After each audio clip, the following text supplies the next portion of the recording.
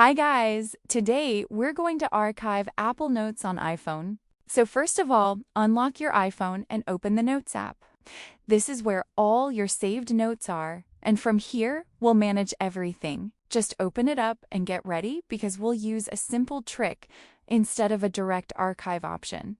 Now choose the note you want to archive and swipe left on it. As soon as you swipe, you'll see multiple options appear on the side. This is where Apple gives you extra controls, even though there's no direct archive button.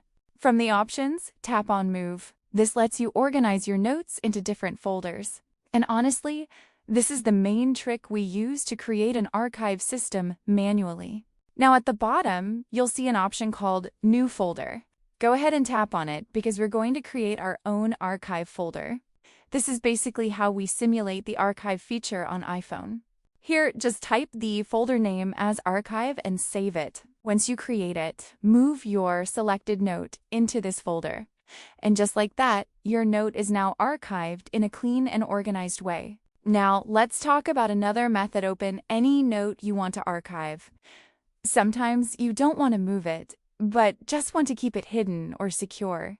So the second method can be really useful for that.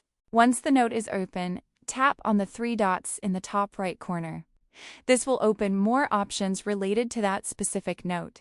It's a small step, but this is where you unlock more control features.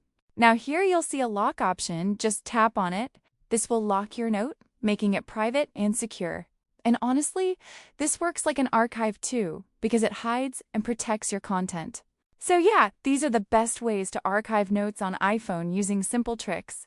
If this helped you, make sure to subscribe and drop a comment if you want more tips like this.